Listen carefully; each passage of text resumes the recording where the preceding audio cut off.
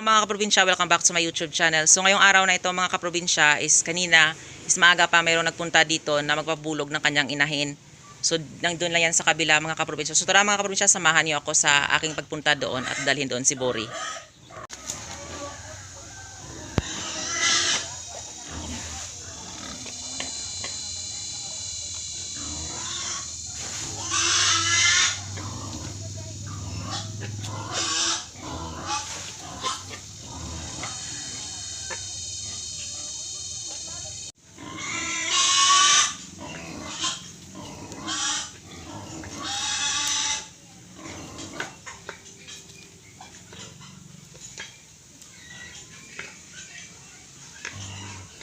Mga kaprobinsya, nabalik namin dito yung barako, yan. Nabalik namin dito si Bori.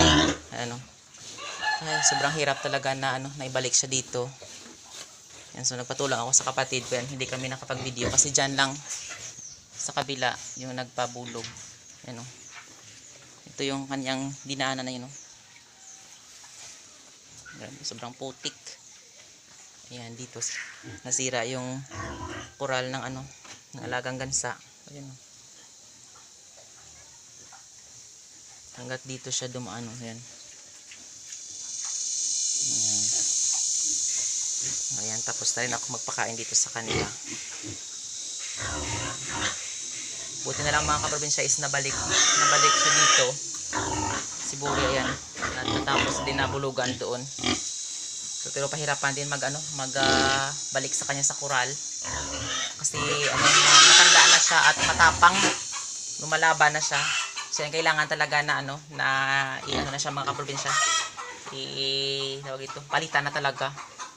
Kasi mag 4 years na siya sa August. Sa August na to mga kaprobinsya. So yan.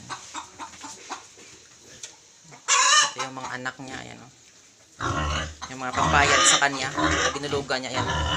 So marami na rin siyang nabulugan.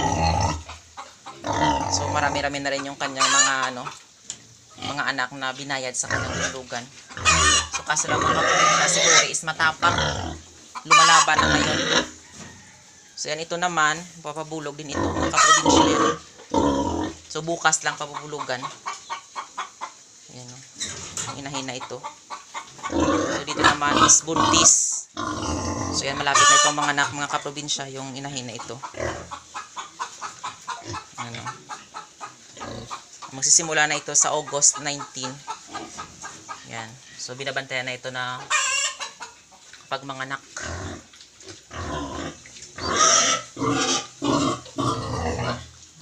Yan, nagwawala. Gusto niya na sana pabulog pero hindi pa pwede mga kaprobinsya. Kasi hindi pa si Bori magbulog kasi may binulugan siya doon na isa. So sa isang araw, isa lang yung kaya niyang bulugan kasi matanda na siya eh.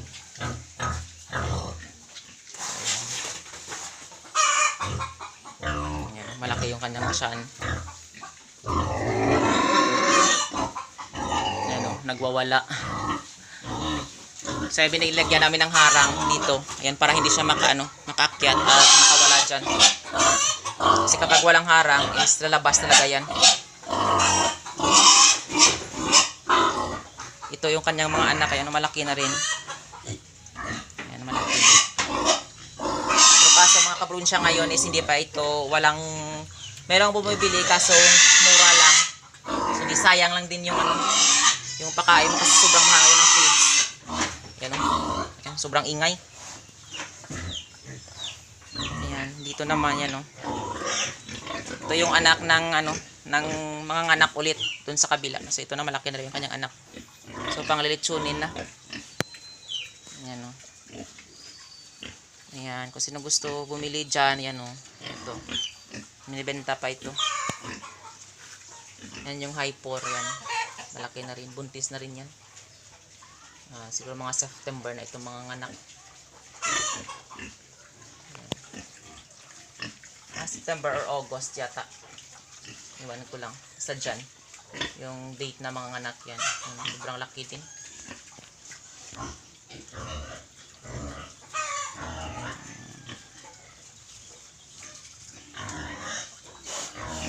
Magaganda rin kanilang katawan, yan no. Makikita mo talaga maganda yung kanilang katawan, yan no. Yan mga kaprobinsya, yung baboy na ito is hindi ito masyadong maano yung taba nila kasi yung kinakain nila is darak ng palay at saka mga katawan ng saging. So yung at merong ding konting commercial feeds, so yung hindi masyado mataba yung kanilang yung kanilang laman. So lahat puro puro tawag dito, hindi puro taba. So nagpapantay yung karne at yung taba niya. So yan, yung laman. So unlike sa ibang baboy na sobrang taba talaga. Pero ito yung mga native pigs na ito, crossbred na ito sa Durok. Is hindi talaga pantay yung taba at saka yung laman. Minsan mas madami pa yung laman sa taba. Ang ganda ng kanilang katawan. Yan.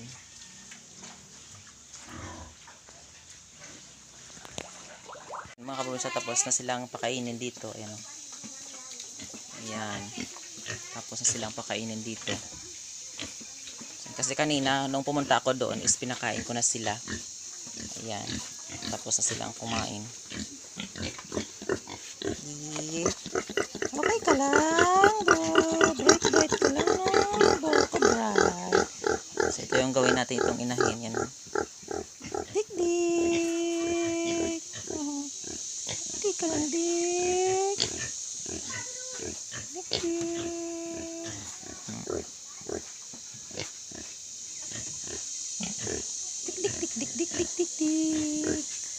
Ayan mga kaprobinsya, maano talaga ito. Hindi siya mailap. Yan. Mabait ito.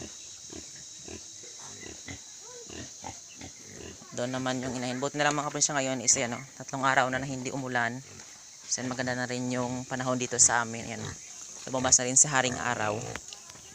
Ayan. Ayan. Maganda na rin. So yan yung isang inahin na ito mga kaprobinsya, is mag-aari ito ng anak ng may-ari ng lupa. So yan, dito niya lang tinali. Ayan. Ayan. Bago lang ito nakapanganak, so meron itong anak na 4. So ayan. Dito niya muna nilagay para kahit papaano is makaano dito sa sa tubig. Ayan. Ayan. Makaligo dyan sa sa putik. So ayan. So ito naman yung inahin natin na buntis na rin. Ayan Ayan mabait din ito. Hetik. Ayan. Matik. Ayan. So yan mga kaprobinsya, kahit hindi ako nagpalaki sa kanya, ayan. Pero mabait din siya. Ito kasi yung inalagaan ng namatay na may-ari. So yan, sinuli na sa amin. So yan, siya yung nagpalaki. Pero dahil sa ng baboy, sa kanilang tawag dito, maamo talaga yung kanilang mga lahi. So yung pinagmulan nila. So yan, kahit papaano yan, maamo din siya. Yung inahin na ito.